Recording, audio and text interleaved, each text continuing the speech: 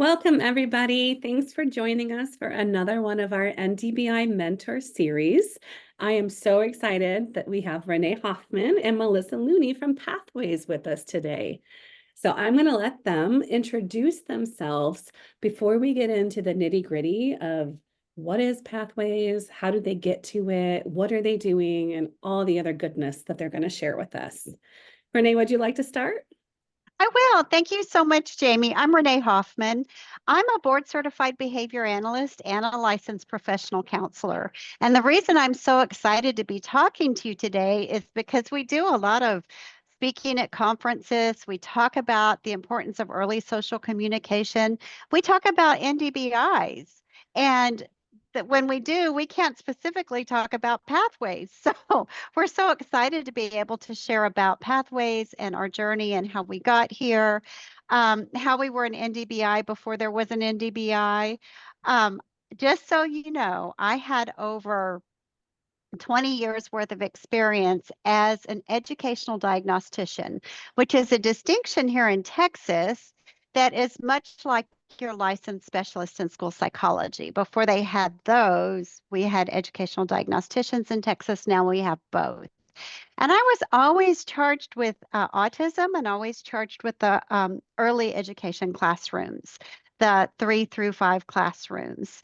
I also took a great interest in autism before we had autism teams. I don't know if you guys have been around as long as I have, but I started out with the psychoeducational profile, the ginormous suitcase full of items, and then, of course, graduated into other materials. And before there were autism teams in the schools and so on and so forth. So let's just say, been around a long time.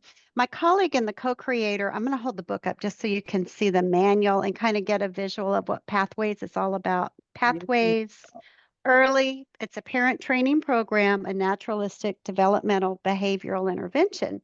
My Show them how thick it is. It's beautiful. Oh, there. It is Yeah. All that beautiful. content. Yeah, here's the back. We also have it in Spanish. It's a direct translation. We're working on a project right now. We'll talk about a research in a minute where we will have more of a culturally relevant manual, especially for the Hispanic community. But my business partner, co-creator of Pathways, is a speech therapist and a board certified behavior analyst. Her name is Michelle. She's not here today. This is Melissa. Before I introduce Melissa, I will say that Michelle's career paralleled mine. She was in the schools forever as a speech therapist, but she felt like what she was doing in these classrooms with these kids with autism was not getting to the meat and of the matter, was not getting to the heart of the matter, I should say. And so she went back to get her BCBA. I'm going to introduce Melissa real quick, and then I'm going to continue with the story. IDA Part C program. IDA Part C is a big fancy way of saying early childhood intervention that's federally funded.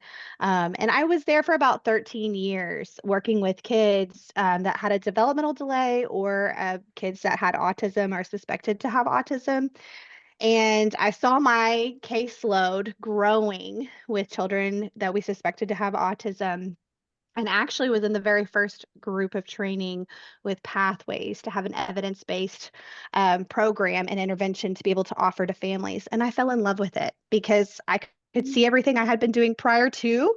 It didn't feel like my skills, which I feel like I had good skills. They were great for some of our kiddos, but for our babies with autism, it wasn't impactful. It wasn't helping these children and these families.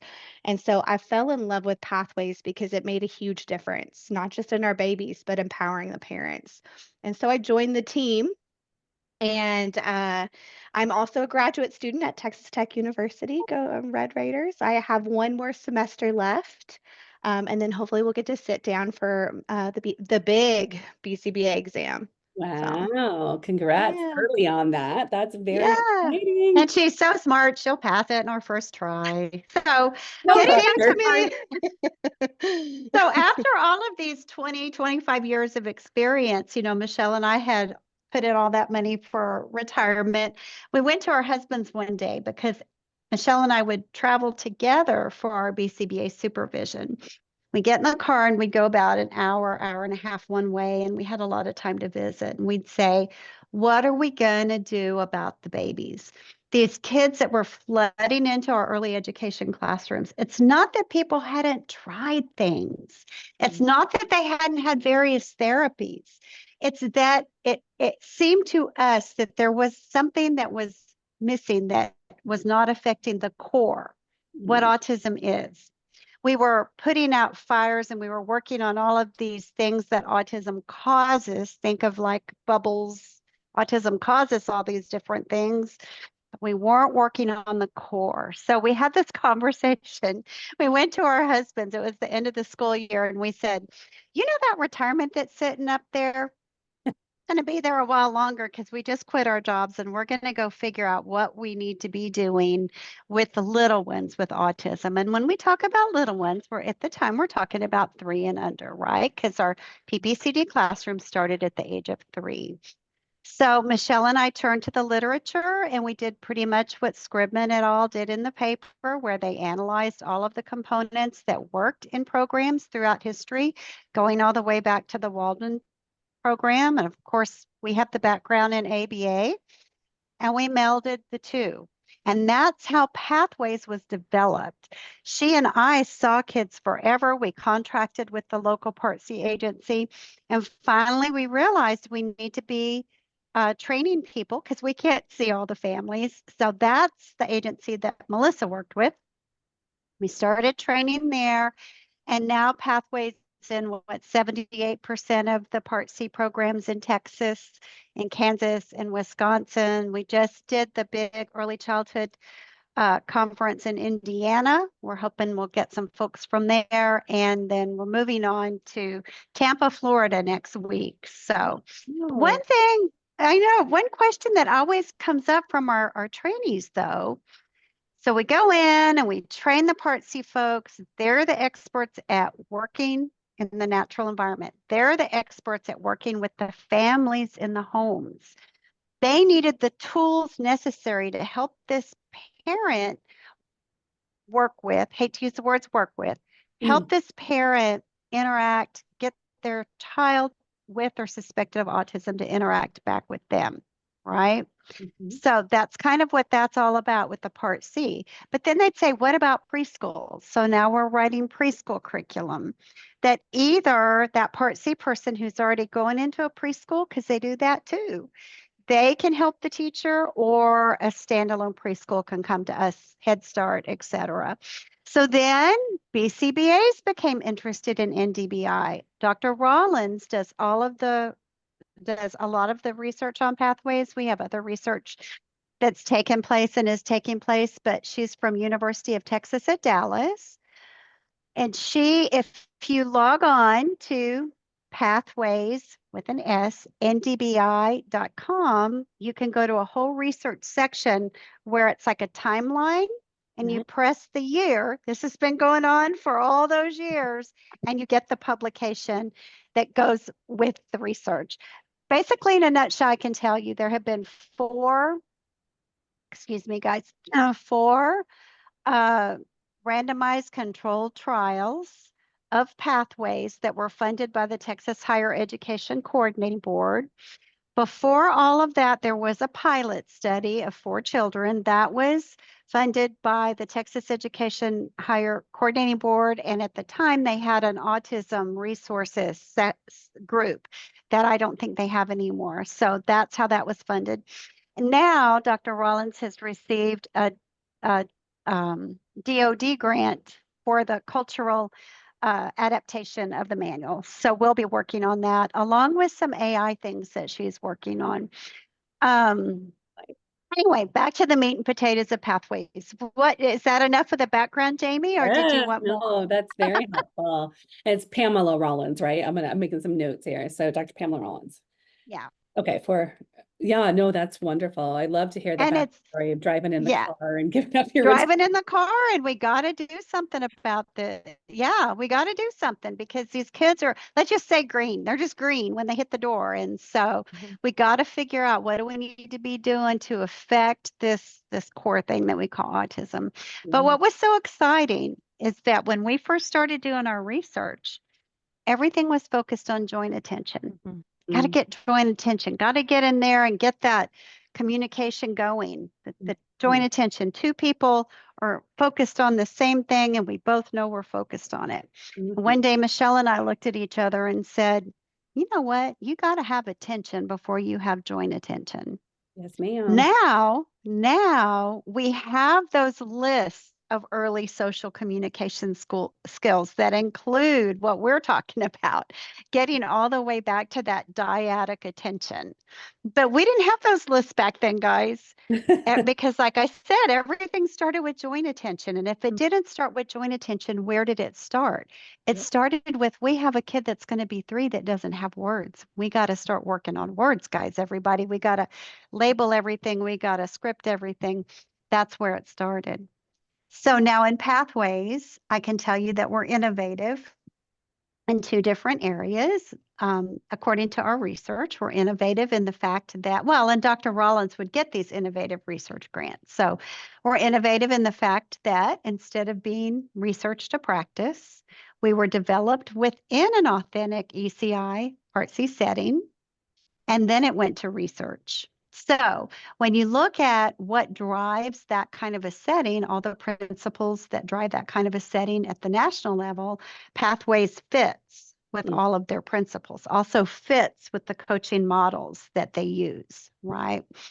The second innovation is an innovative protocol to work on socially modulated looking behavior. So when we talk about what happens developmentally with little bitties from the minute they come out of the chute, they are focused on their caregivers, on their mommies, on their daddies, whoever their caregiver is, because they're helpless, right? This is a survival skill. I have to focus on this person.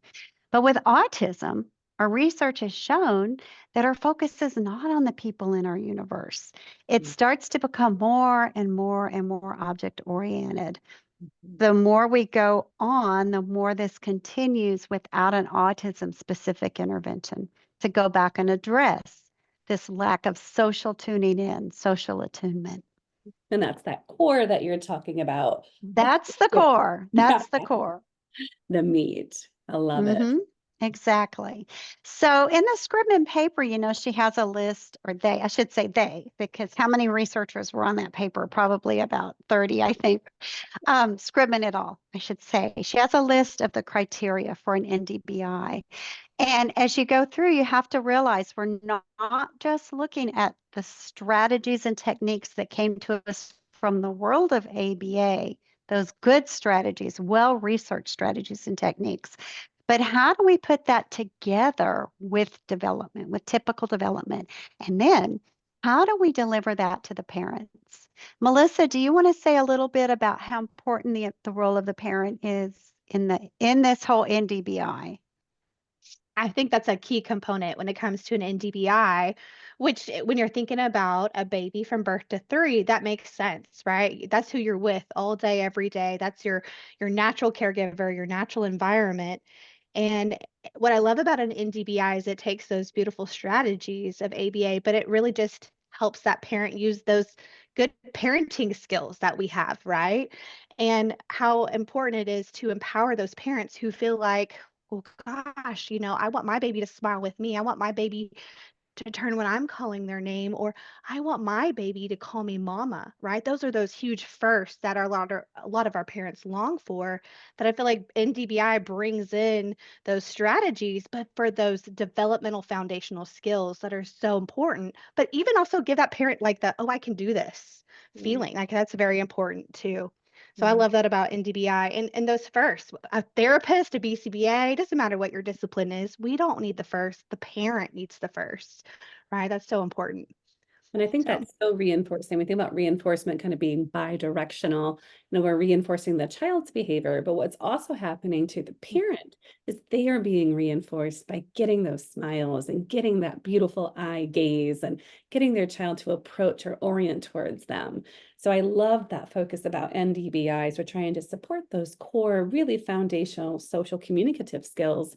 But also, what are we doing when we are utilizing the parent and working through the parent to have that happen? They are the ones coming into contact with the reinforcement. They are the ones that are the change maker, right? That's so powerful. right. So Absolutely. there are two things I can add there. One is when you look at that strip of publications on the website, you're going to find the parent stress paper. Dr. Rollins did do the parent stress inventory pre and post as one of her measures, and we were able to show a direct correlation, which in research is huge. We have an increase in social communication. We have a decrease, in maladaptive sorts of behaviors.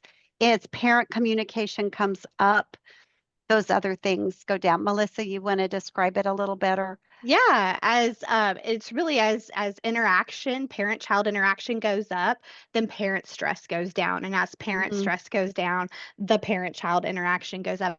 And it was a standard deviation amount. Like it was, it's the big pie in the sky when you're looking at research, as well, which I think is really important. And some And of the our reason, parents we Yeah. started in the clinically depressed range. I mean, we had a variety of parents that were in the study too. So I just wanted to add that. Yeah. Thank you. well, and we had the anecdotal information because you could feel it. You could see it on the parents' faces, even when we show videos now of baseline during therapy, later on during the therapy and things like that. We'll say, watch the parents' faces. Watch the stress. You can see the stress level come down as they're starting to get more and more interaction with this baby. So typically developing children tune into their parents, and parents are able to then do their parent thing. But with the child with autism that does not tune in, their face does not, they do not seek out faces. They do not seek out people. They seek out things that spin, repetitive things that have lights. Because of that, the parent is at a loss. Mhm. Guys, I can't tell you how many times a parent has said to me, I don't know why I didn't think of that. It's just a little tweak. It's just a little change in the way that they're approaching, the way they're expecting what they're expecting back from their child. And so that, and I said there were two things. I can't remember where I was going with the second thing. One was parent stress level. I forget what point you were making, Jamie, because I was like, oh, there's another point in there. Yeah, and those foundational skills are so critical. And like you said, the heart of this intervention is really getting back to social attention, right? And Oh, I motivation. thought of it. Go. You want me to go? Yes. Okay, before I forget it again. Okay, so the second thing is if we're truly wanting to empower parents and we're truly interested in this thing we're calling NDBI, Naturalistic Developmental Behavioral Intervention, whether you're a Part C provider or whatever therapist type you are, what we learned is that we have to let the parents learn, right? This is changing the parents before it's changing the child. And Mhm. when you give them the opportunity to learn for themselves, we're going to give it to them. We're going to give them just a set amount of things that they're going to do during the week. But they're going to do it, guys. We're not going to do it for them. When we come back, we have a very set way of checking up for seeing how the parent is doing and what barriers they have encountered. And when we train folks, we talk about if it's that they didn't have a chance to do anything, why was it? Was it because people were sick in the house? Do they want to give it another shot? Let's give it and let them do it. If they're totally asking for help, we'll jump in there and help them on that second visit. But that first time around, we learn the hard way. Don't do it for them. Yeah. Right. Let them, because Melissa had so many examples, and you can talk for a second about how these parents would come up with what fit their child, what was creative for their child. Well, and I want to take a step back when you said that impacts, you want to give them a chance. Everybody does things so different. That gives us the ability to individualize to the parent, but it also sets the trajectory for the rest of the program and therapy. And even when you get down there and you might have to do a demonstration or brainstorm ideas, it already gives that parent, because there's always successes. There's going to be barriers, but there's always successes that you get to grow from. So when you said that, Renee, it made me kind of think about that as well. Mhm. What examples do you want me to? I could give Well, so many we were examples. talking about giving that parent the chance to step back and watch their child and find out what's reinforcing for their child. We know Absolutely. what kids like, Mhm. but we found out the hard way. We Well, were even for missing them. us as therapists, like we all know Yeah. kids. We know, especially when you're thinking about your littles, bubbles and books and Mr. Potato Head and puppets and little pinwheels. But for mom, her child may not like any of that. She might not even be sure of what her child does like. So even going back to the strategy of just stop and watch your child explore. What are they touching? What do they navigate? Thinking about your senses. What is it they like to feel or see or move? Helping that parent kind of figure out what those look like. And some of our kids, I think some of my babies, they love dental floss. They love the Liam loves sequins the on the dictionary. pillows. They love the Tupperware. They love the straws and the sticks because when you wind them, they make a fun sound. But me as a therapist, I would have never known that. But I Go give get the a shape parent, sorter. Yeah. and we find that reinforcement, and we get more success, right? Not for just the parent, but the child's progress and moving towards those goals when we truly know what they like. And it's in their environment. We don't have to go buy all these things and say, because there's no magic toy that's going to bring social interaction, right? And it's helpful to help our parents understand that as well. So, And got to I know And what your what are we child really likes. doing? We're teaching the parent about reinforcement. Enforcement. yeah, and Yeah. that's what's An available. inventory of what they like, right? Yeah, but then you're also kind of prefacing it with on certain days they might not like that item versus another day. Mhm. Motivation Mhm. ebbs and flows, just like attention and all the other goodness. So it's great to have Yeah. that. And I really The love. model, the model has changed so much because I can remember to take the therapy bag in, do the thing while the parent's standing at the sink Yes. doing the dishes, and then take the therapy bag back out again. That's kind of still where Part C was when we first started. Yeah. And that's hard from a parent perspective because you're the person who's fun, who brings in new novel things that are Mhm. Yeah. attention getting, and then you just up and leave. You And leave. the parent Yeah. doesn't have those things. And then I always felt that way. So I stopped taking therapy bags in because I felt that was very discouraging to parents. They can't do it, Uh-huh. have the materials. I wouldn't dare ask them to go buy that because I know Right. if they did, it might not work the same way it did with me because it's not about Yeah. the item, it's about the interaction and all of Right. the strategies you're teaching parents to help support that. So I love that you're using things that are everyday items in the environment to really help find those natural reinforcers for the child that are Yeah. free and accessible and Mhm. available for families. That's Uh-huh. great. And then the other thing is you can't dole out too much at once. You've got to give things out in manageable steps that build on each other that are scaffolded. Mhm. So our parents are never not doing something that they learned before. So you have to have a way to check up with fidelity to sit Mhm. down and say, how do you think you're doing? Well, when Michelle and I were first writing this curriculum, or whatever you want to call it, this training model, we got to looking at a lot of other models, and their fidelity checkup would say things like, well, did a good job, got a 5, got a da da da, but then you get down to missed opportunity or didn't do it, and we kind of brainstormed, well, what does that look like when you sit with the parent? Does that feel negative? Does that feel Mhm. like they haven't done something that they should have known to do? So we did the research and built into this. It's not proprietary at all, but it's just Maslow has a scale on 1 to 4 of how comfortable you are with what you're doing. And it's how everybody learns any skill. Yeah. So if I gave the example to a parent when I'm working with them, when you learned how to drive a car, you didn't know what you didn't know. You're not supposed to know this stuff. And the 4-point scale basically is just, I don't know what I don't know, all the way to I'm an expert. I do this without even thinking about it now. That's the way we want them thinking about how they're doing and also how the other family members are doing. Because this isn't just for mom to do alone, because you work with mom. She's going to now tell dad what to do when he walks in the door from work. She's going to tell grandma what to do when grandma's babysitting, and so on and so forth. So we bring the whole family into the picture because that is the child's natural environment.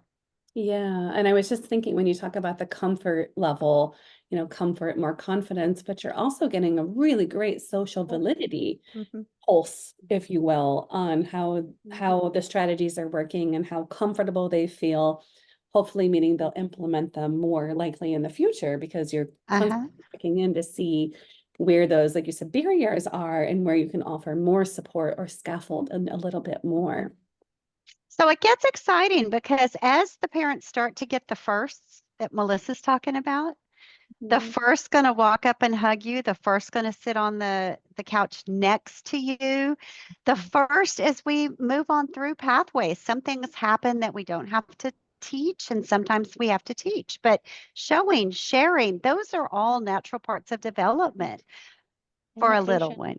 Imitation, those are all natural parts of development. We'll teach them later if we don't see them coming along. But when little Johnny spontaneously wants to share a bite of that ice cream cone or spontaneously shows a flower to his daddy. I mean, these things are all huge, guys. This is what kids do, right? And when our kids do it, it's really huge. Also wanted to say real quick, Jamie, you don't have to have a diagnosis of autism to get started in our program. If you're a Part C program, now we're talking to BCBAs, so that might be different. But generally, what we are saying is there are some kids that get pathways that don't go on to get a diagnosis. We're looking at social communication differences with this little one. We're not pinning a label on them. Yeah. And so when families come into Pathways, is it a one-to-one with a person, virtual or in person? It's an online program. What does it look like to support families? So during COVID, it was online, right? So right now we market to Part C agencies, and as we broaden who we market to, it will look differently, Jamie. So the model right now is the Part C agency assigns a primary provider generally to go in and deliver pathways. They continue to have the team of professionals that is on that child's case, say it OT, speech, to help that trained Pathways professionals should they come up with anything they need help with. And we back off of the other therapies. We want the parent focusing on early social communication. So we back off of the other therapies. So translate that to a classroom. Teachers aren't in parents' homes, right? So it might look different. If they want to do some work with the parent, they could bring parents in groups. They could brainstorm different ways to do this. The actual curriculum as you teacher will support what's been going on in the home with this child in this classroom environment. That's the ideal, is that this child received this in the home and now the teacher is going to bring it in generalization into this classroom, right? But what about the kids who didn't have pathways at home and aren't going to have pathways at home? That teacher still would have them away. They don't want to leave these 3 kids out. We know they have autism, or we suspect they do. They need to be able to use those strategies too, right, with those kids. So that's where we're headed with that. Speaking to groups of like BCBAs, I think it would be an individual thing. Some BCBA clinics also have preschool clinics now. How would that look for you, ABA clinic? Some clinics have in-home, some clinics, Melissa, were you telling me up in Lubbock, Texas, they have the mobile clinic? They do have a mobile clinic. They do. They have a mobile clinic. Right. So the thing that I think that sets an NDBI apart, and I was trying to articulate this, when we do our NDBI talk, at these conferences. Mhm. We don't talk about anything good, anything bad. We talk about this is where ABA started way back in the 1960s. These are all these great things that we got from this. And then these were the pitfalls that we found. And now we've gone on. And now this is how NDBI is developed, right? So if I were just a new interested in NDBI and I had gone strictly through an ABA, program, I would say the big fat difference is you have to think in terms of pivotal skills, skills that are going to go on and affect many different aspects or avenues of this child's life. And you have to think of them in terms of that early social development. Yes, I love that. Preach. I talk about them as these high impact skills, right? Because we don't have time to work on Yeah. everything. And if you think Right. about child development, they are learning things that are interconnected, they're integrated. They don't learn skills in discrete isolation. That's not how language and communication, social interactions work. And I love that NDBI's really put a focus on that. Like within the USDM, we bundle learning objectives across domains. Why? Because Right. children learn in interconnected ways. So it Mhm. makes sense. And you're really targeting pivotal skills or behavioral cusps that are going to open the door for skills later. So what our goal is that this kid will walk into a typically developing kindergarten classroom, right? That they have the skills because we've gone back and worked on these early social foundation skills that they are now learning from their environment. They're learning more like a typically developing child. They're watching the peers in the classroom. They're watching the teachers in the classroom. Nobody has to do a separate little schedule thing where you go match things to know where you're supposed to be because they have these skills innately built in now. Are we still speech delayed? Do we still have some OT needs? Do we still have some needs that need to be met through special education, what have you? Yes. But we don't belong in a specialized classroom anymore because we look at the world differently. We say getting ready to learn. You're working on those getting ready to learn skills. Yeah. Learning to learn. And then you get those observational learners. And that is where the magic happens when children Yes. learn from what's going on around them as their peers do. And it goes back to social motivation and attention. So getting to the core of what we're trying to do to support young children. Sorry, Melissa, I think you were going to say, all right, maybe you were preaching. I wasn't Oh, sure. I was, yes. Amen. Hallelujah. I mean, the developmental trajectory, it's a trajectory, right? It all sequenced together. And I don't know how you would break it up and Yeah. it just wouldn't make sense. Remember, we are just talking about the toddler population, guys. We're not talking about every kid that would ever stage so that they don't need as many services later in life, whatever those services are. Have we had kids that moved from Pathways to a clinic setting for the 2 years instead of an early education classroom? You bet. But then when they walked into kindergarten, they were walking in, right? So developmentally, individually, there are so many different paths our kids take, but we want to give them all a fighting chance with the foundation skills. And that's what Pathways Can I add sets a little forth to something? I do. want to backtrack just a smidgen, Renee. Yeah. The other part of that question that Jamie asked was kind of thinking about modality. So I wanted to go back and say too that Pathways has been used telehealth even before COVID, which was great because in Texas we have some of our IDA Part C agencies that are like frontier counties where it's like a 2-hour drive to see one kiddo. So it makes more sense to see them virtually. So we had a lot of data and information even prior to, but even our other agencies outside of Texas, thinking about Kansas and Wisconsin, still use a hybrid when it's a best fit for a family. And I think that goes with why an NDBI is so great because of that parent component, having the comprehensive program to go along together and coaching the parents, and it empowers the parent. When I'm being seen by telehealth, I've got to kind of take a little bit more of this on to try. And so we still see a lot of success that way as well. So just wanted to add. How long do parents typically, so we have the curriculum, do they kind of work through to a certain point with skills or fidelity, and then they kind of exit out, or they stay in as long as they need that support, or they're getting ready to move to a different setting? Is it individualized? Yeah, what's tough is that a lot of our agencies are now able to identify kids younger and younger and younger. But what's really hard is when you have a kid that you've only got 3 months with because they just got referred and they're getting ready to transition out at the age of 3. Some of our agencies have a referral source that they can refer them to go on and either continue Pathways or stop start, that sort of thing. But many don't. So that's why we moved to the preschool curriculum model as well. So hopefully if they received Pathways, they can continue on. As far as identifying them younger and younger, though, Melissa, what would you say the norm is? Because you're the one who talks to the agencies more than me now. I would say after a provider's been doing the program for some time, it's usually probably 18 months-ish, around that age.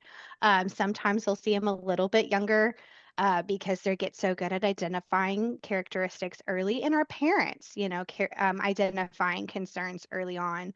But when our providers are first starting, it's probably a little bit closer to 2 or maybe 27 months. But we see it get younger and younger just because of their experience in using the program.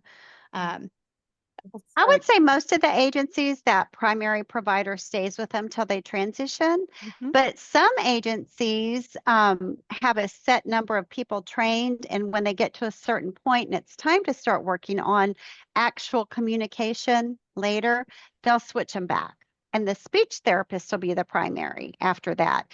But the Pathways person stays on because you know how it is when you switch. All this can go by the wayside. Yeah. So say, for example, a speech therapist comes in and we all determine that we're going to use a picture exchange system, which works great with our kids, by the way. Then a parent is so focused on that, they might forget that scaffolded part and that they're still supposed to be working on these other skills. So the Pathways person would still make a visit once a month or so just to make sure that's still happening. So when we get into Pathways, when you talk about the curriculum guide, is there an assessment that you have or curriculum that covers certain social communication domains? And then that is what helps guide the focus for the parent supports, or is it just pulled from? Right. So our clients are the agencies, and they have their way of identifying that this child sounds like it's going to be a good candidate for Pathways, whether they do the BDI or whether they do whatever assessment it is that they do. So what we teach them are those early social communication things to be watching out for that weren't necessarily built into any of those assessments, right? So a kid could actually not qualify if we weren't careful. And I think there are some parts of their assessments they're able to now pull in to look closer at those sorts of things, or maybe even their intake people, the kind of questions the intake people use to kind of get to the bottom of it. So yeah, because there's so many things that really just on from a marker perspective, they're not picking up, they're not sensitive enough to pick up on some of those early social do you know, in research, one of the head of developmental pediatricians for one of our large children's hospitals here in Texas took it upon herself to do her own pathway study because she had many clients that were getting Pathways and she could see the difference. And she had the perfect control group because she had non-Pathways clients coming from another area of Texas south to their hospital that did not get Pathways. And she said, it's great, but it doesn't show what it could show because the measures are not low enough. The measures don't measure what we need to measure. So that's hard. I know one of the researchers, I can't remember who it is now, but he's got a protocol of early social communication that's out there on the internet that can be used by researchers. That I've written him and said, hey, is this available to be used? He wrote back and said, that's primarily used for researchers. And I'm like, yeah, that's what I was asking. It was for researchers. Yeah. The Okay. other thing is, our technology is coming along. And so Dr. Klin is now marketing his eye tracker for pediatricians' offices to track where the littles are looking. Am I looking at people's faces on the screen, or am I looking at spinning geometric patterns? Mhm. And gee, that would be good, but that's also still expensive technology at this Mhm. stage. So anyway, but like she said, if I could have measured what my eyes really see, it Yeah. would have been even better. Yeah, for sure. And if people want to learn more about pathways to seek out training, or if they want to Mhm. try to bring this into their clinics and just Mhm. support families, is that something that they can do? Yeah. On that same website, pathwaysndbi.com, there's an info Oh, button. Melissa, right? It's our contacts. It's Yeah. in the contacts. Yeah. okay. Yeah, and so they would just say, "Hey, I saw your talk," or "I'm a BCBA in Poughkeepsie, and I'm interested in learning more." And we would set up a Zoom and talk to them about how we contract with agencies, what the training looks like, because the training is actually a year long, except after the first 4 days of intensive training, the trainee does get started seeing families with pathways. There is a certification process. So they have to attend follow-up meetings Okay. where their group can ask any question, whether it's a Mhm. client-specific question or a program question, et cetera. Oh, So that's wonderful. So they can do training and they can opt to do certification, or this combined. they would actually do the certification because they wouldn't get all the training if they didn't attend the monthly meetings. They Mm, wouldn't get so it's interesting, Jamie, and I know we're probably running out of time, but a lot of the things that we had to build into our later units and pathways are those things where people started to begin with. The wow. choosing the mode of communication, the showing and sharing, all those things, how to get a kid to Attention imitate toward you, right? functional play. So we don't even teach that until later when they've gotten the meat and potatoes of going back and working on the early social communication. Because I don't want them to feel like, oh, that's the part I'm familiar with. I'll Yeah. just start there, right? That's not the paradigm shift. That's not the paradigm shift. We got to go back. We've got to go back. Love Yeah. it. This has been so exciting. I can't wait to learn more. I'm going to go on the website and learn more because I just came Good. across Pathways and I have been doing NDBIs forever. And I was just thinking, how have I not known about this? Wait, what is happening Hmm. here? So it's so Right. exciting to learn more, especially within the 0 to 3 population. And I just love Uh-huh. what was created within that setting, going to research next. It's just so different from anything else. And I love the really early emphasis on social communication and those pivotal skills that are Mhm. really going to set up that learner and support Mhm. the parents to support them and be successful and feel rewarded and reinforced.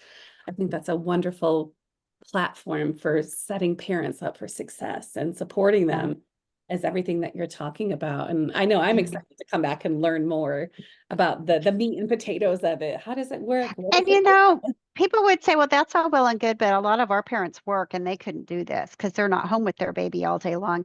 But in one of our training videos that we use all the time, the before, during, and after, both parents worked long hours.